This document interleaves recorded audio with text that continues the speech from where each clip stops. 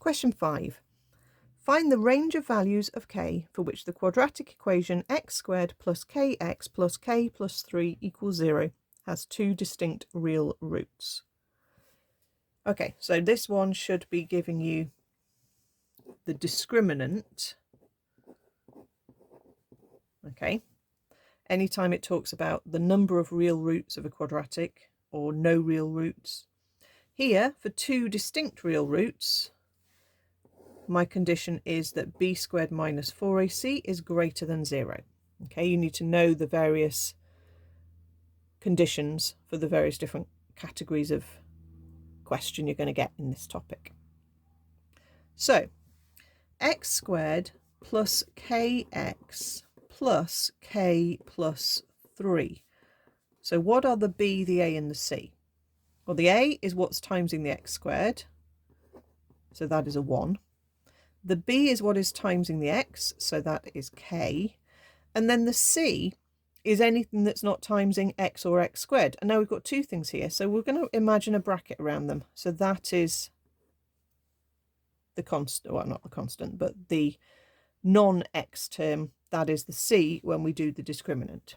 Okay, sometimes you have to rearrange your equation, sometimes you have to group your terms. This is a slightly easier one, so check out the other ones of this topic on other exam papers, okay, because this isn't so awkward compared to some that they've given. Right, so we've got a k to square for the b squared, take away a 4 times a 1 times in a bracket a k plus 3, and we want that to be greater than 0. So that is basically a 4. I'm just going to do that to start with, but then I'm going to multiply out with that minus 4, and I'll get k squared, take away 4k, take away 12. Okay, so just watch your timesing out, make sure you do that all fine. So actually we've got another quadratic inequality. We've already done one in an earlier question on this paper, and it's asking us to do another one. This time the letter is k. The factorising isn't too tricky. 12 could be 12 and 1, or 6 and 2, or 4 and 3. And I think 6 and 2 are going to be the ones we want to make us get a middle of 4.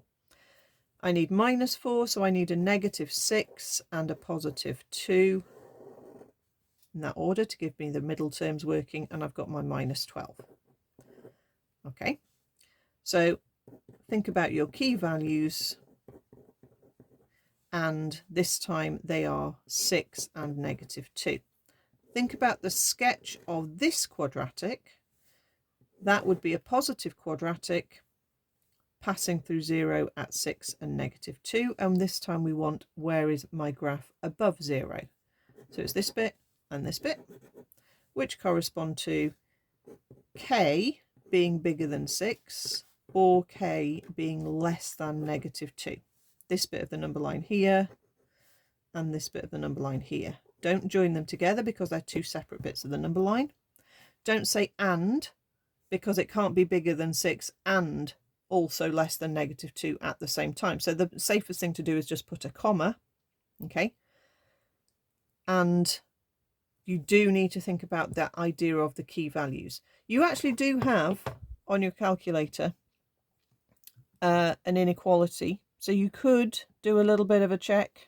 Okay, look, there's your inequality mode. On the black and white calculators, there's an inequality mode. Okay, again, it's not going to give you the marks if you just write the answer down. You've got to show all your working, but for a quick check, it's quite useful. Go into the quadratic pattern, choose the pattern that you're solving, which is actually this first one, greater than 0. So that is that pattern.